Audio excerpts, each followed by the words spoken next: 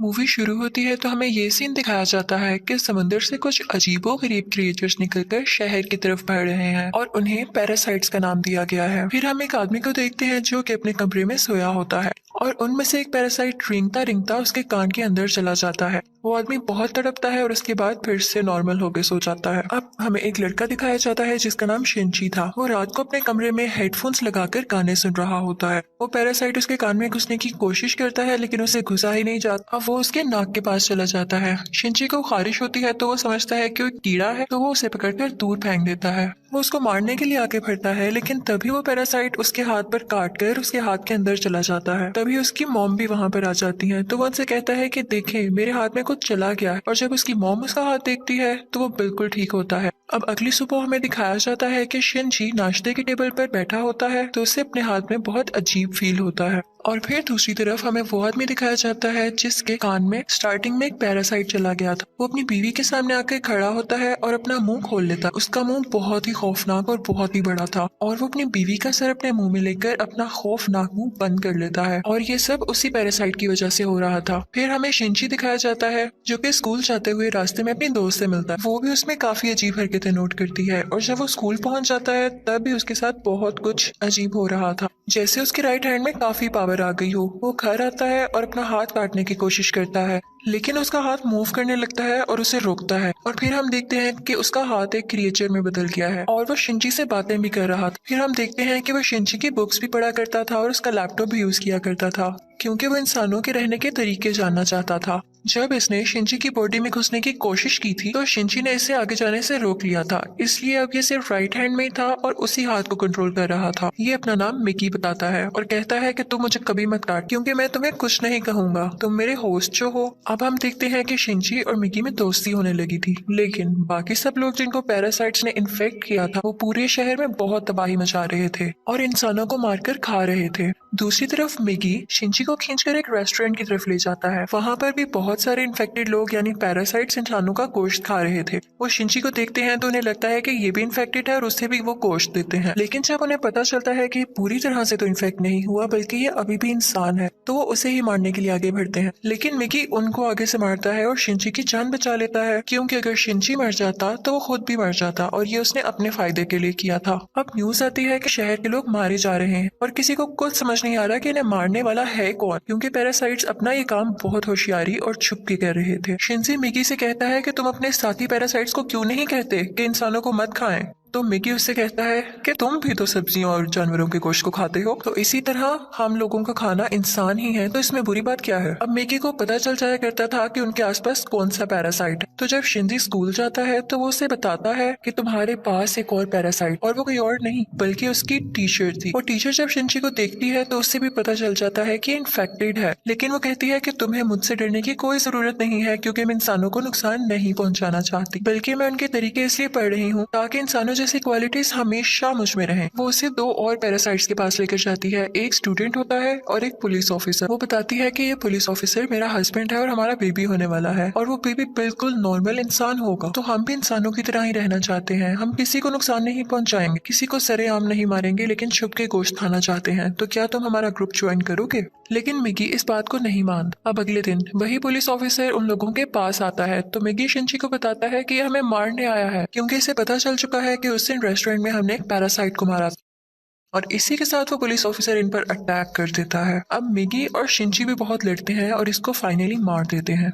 जब शिनची घर आता है तो उसे बहुत बुरा लग रहा कि उसने एक मर्डर कर दिया, लेकिन दूसरी तरफ हम देखते हैं कि पुलिस ऑफिसर की बॉडी से वो पैरासाइट निकलकर किसी और की बॉडी में चला जाता है और ये कोई और नहीं बल्कि शिनची की माँ थी और वो शिनची को मारने के लिए उसकी तरफ बढ़ रही थी। मिगी शिनची को बताता है कि तुम्हें मारना चाहती है, तो शिनची उसे कहता है कि खबरदार तुमने मेरी माँ को कुछ कहा, क्योंकि वो अपनी माँ से बहुत मोहब्बत करता था और वो नहीं चाहता था कि उसकी माँ मरे। लेकिन देखते ही देखते उसकी माँ का सर भी बाकी पैरासाइट्स की तरह खुलने लगता है और वो शिनची पर अटैक कर देती है। उसका बहुत खून जाया होता है और वो मरने के करीब होता है। लेकिन अगली सुबह हम देखते हैं कि वो दोबारा से उठ खड़ा हुआ है, तो मिगी उसे बताता है कि तुम बहुत जख्मी हो गए थे लेकिन मैंने अपने सेल से तुम्हारे जख्म को ठीक कर दिया। लेकिन यहाँ बुरी बात ये थी कि अब शिनची की बॉडी में मिगी के सेल्स चले गए थे और अब वो पूरी तरह इन्फेक्ट हो रहा था। अब शिनची अपनी माँ को ढूंढने लगता है लेकिन वो कहीं पर नहीं मिलती, तो वो टीचर के पास जाता है और पुलिस ऑफिसर के बारे में पूछता है, लेकिन वो टीचर भी उसे कुछ नहीं बताती। मिगी उसे बताता है कि अब दिन में मुझे भी 4 घंटे सोने की जरूरत पड़ेगी और उस वक्त मैं तुम्हें बचा नहीं सकूंगा, तुम्हें अकेले ही लड़ना होगा। लेकिन क्योंकि मिगी के सेल्स भी अब उसकी बॉडी में थे तो उसके अंदर मिगी की क्वालिटीज भी आने लगी। खैर, फिर हम देखते हैं कि वही स्टूडेंट जो टीचर ने दिखाया था, जो कि पैरासाइट बन चुका था,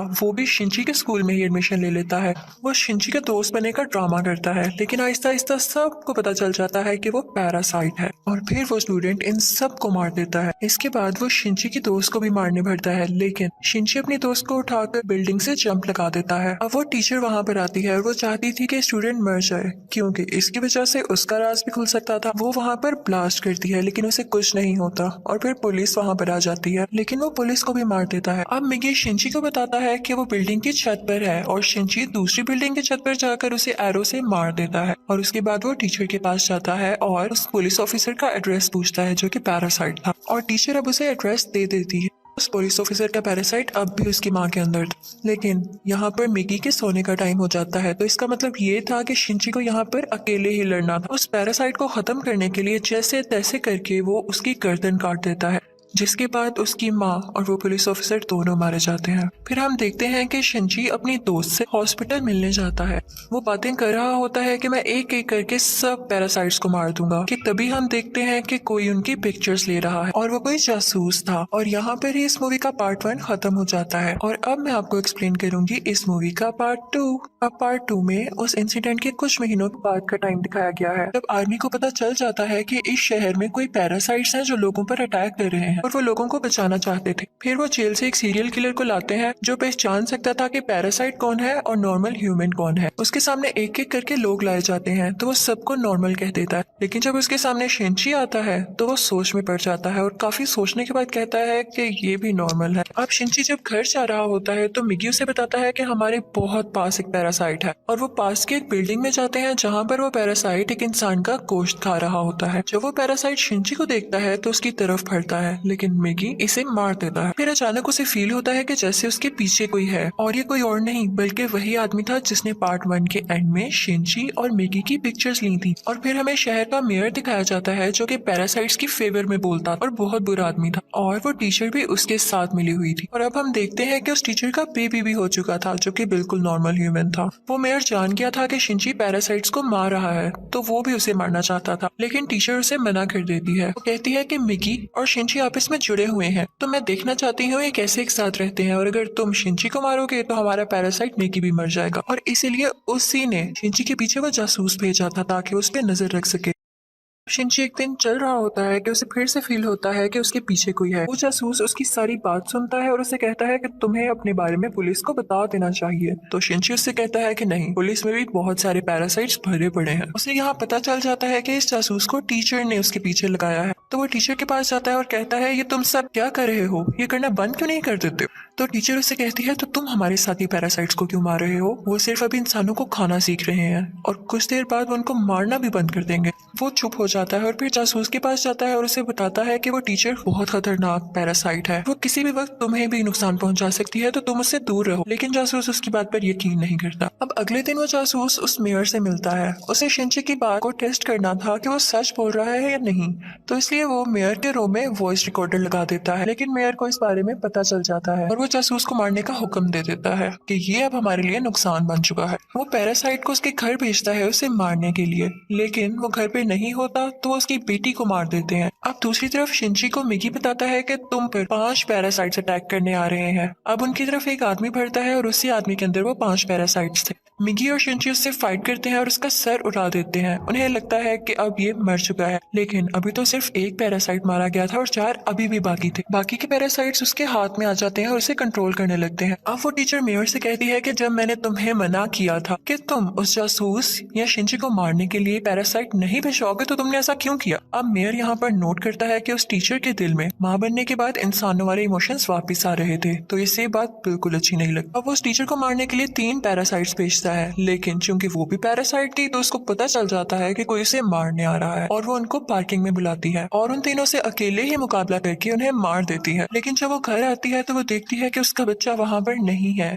और उसे एक नोट मिलता है जिस पर लिखा होता है कि तुम्हारा बच्चा मेरे पास है और ब्रिज पर मुझसे मिलने आओ। इनफैक्ट वो नोट उस जासूस का था। वो अपनी मरी हुई बेटी का बदला लेना चाहता था टीचर के इस बेबी को मारकर। वो टीचर घबराते हुए शिंची को भी अपने साथ वहाँ लेकर जाती है। तो शिंची उस जासूस को बताता है कि तुम्हें इसे मारकर कुछ नहीं मिलेगा क्योंकि ये बेबी एक नॉर्मल इंसान है। इसी दौरान आर्मी भी वहाँ पर आ जाती है और उन्हें पता चल जाता है कि मेयर ने अपनी बिल्डिंग के अंदर बहुत सारे पैरासाइट छुपाए हुए हैं। अब वो बिल्डिंग से एक एक करके लोगों को निकाल रहे थे और उनमें से जो पैरासाइट था वो उसको शूट करते जा रहे थे। सीरियल किलर भी वहीं पर था और फिर हम मेयर को स्पीच करता हुआ देखते हैं जो बता रहा होता है कि असली मॉन्स्टर्स तो इंसान है जो कि पैरासाइट्स को बिला वजह मार रहे हैं। तो वहां पर बैठे हुए आर्मी के सब लोग उसे शूट कर देते हैं जिससे उसकी डेथ हो जाती है। कि तभी वो सीरियल किलर चिल्लाने लगता है कि ये इंसान था, ये तो बस पैरासाइट्स का साथ दे रहा था। लेकिन जब वो पीछे मुड़ के देखते हैं तो वही आदमी उनके पीछे खड़ा होता है जिसके अंदर 5 पैरासाइट्स थे। सब उसे शूट करते हैं लेकिन उसे कुछ नहीं होता। फिर हम देखते हैं कि जासूस उस बच्चे को फेंकने ही वाला होता है। टीचर जब ये देखती है तो अपने बच्चे को बचाने के लिए उसे मजबूरी में पैरासाइट बनना पड़ता है। वो अपना एक हाथ निकालकर जासूस की चेस्ट में घुसा देती है जिसकी वजह से सबको पता चल जाता है कि वो एक पैरासाइट है। पुलिस उस पर मुसलसल शूट करने लगती है और वो जान गई थी कि अब उसकी जान नहीं बच सकती। तो वो अपना बेबी शिंची को पकड़ाने आती है। जैसे ही वो बेबी शिंची को पकड़ाती है बहुत ज्यादा गोलियां लगने की वजह से उसकी फौरन डेथ हो जाती है।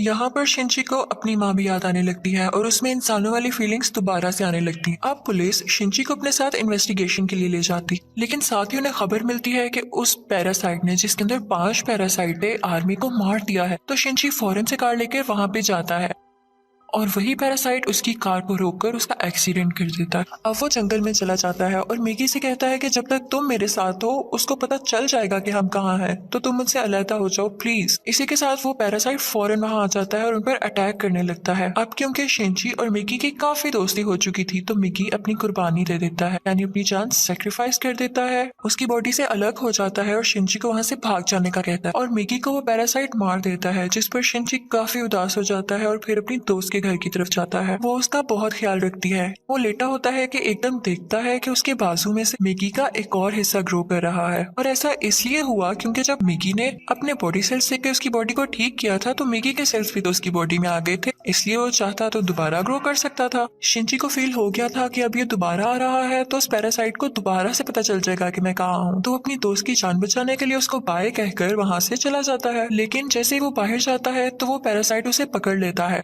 लेकिन एक फैक्ट्री में पहुंचकर शिंची एक केमिकल रोड उसकी बॉडी में घुसा देता है लेकिन उसे कुछ नहीं होता। तो वो कहता है कि तुम मुझे क्या समझ रहे हो, मैं तो तुम्हें मारकर बाकी इंसानों को भी मार दूंगा और फिर मैं और बाकी पैरासाइट्स इस दुनिया पर रूल करेंगे। वो उसे मारने ही वाला होता है कि मिगी फौरन से उसकी बॉडी में दोबारा ग्रो कर जाता है और उस पैरासाइट पर अटैक कर देता है। इसी के साथ उसकी बॉडी में कुछ होने लगता है और वो तड़पने लगता है। तो मिगी शिंची को बताता है कि जिस रोड से तुमने इसको मारा उस पर बहुत केमिकल्स लगे हुए और अब पैरासाइट्स इसकी बॉडी में नहीं रहना चाहते और एक एक करके सब पैरासाइट्स उसकी बॉडी छोड़ देते हैं और अब सिर्फ उसकी बॉडी का ढांचा बाकी रह गया। तो शिंची वो उठाकर नीचे आग में फेंक देता है जिससे फाइनली उसकी डेथ हो जाती है। अब हमें काफी दिन बाद का टाइम दिखाया जाता है जब सब कुछ नॉर्मल हो चुका है। तो मिगी शिंची से कह रहा होता है कि अब जैसा कि इस दुनिया में कोई भी पैरासाइट नहीं रहा तो हमें भी साथ नहीं रहना चाहिए, मैं तुमसे अलग हो जाऊंगा। लेकिन शिंची उसे मना कर देता है तो मिगी खुद ही अपने आप को खत्म कर लेता है और शिंची का हाथ वापस से अपनी फॉर्म में आ जाता है जिस पर वो काफी उदास हो जाता है और मिगी को मिस करने लगता है।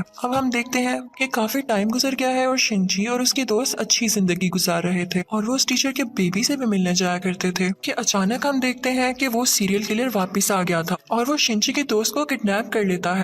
वो उसके कान में कहता है कि असली मॉन्स्टर इंसान है, लेकिन शिंची की दोस्त उसे कहती है कि असली मॉन्स्टर तो तुम हो, तुम लोगों को मारते हो। तो इस बात पर वो सीरियल किलर उसको बिल्डिंग से नीचे धक्का दे देता है, लेकिन शिंची फौरन से जाता है और अपना हाथ लंबा करके उसे बचा लेता है और यहाँ पर उसे फील होता है कि उसकी मदद यहाँ पर मिगी ने की है और यहाँ पर मूवी फाइनली खत्म हो जाती है, यानी पार्ट 2 भी। Thank you for watching.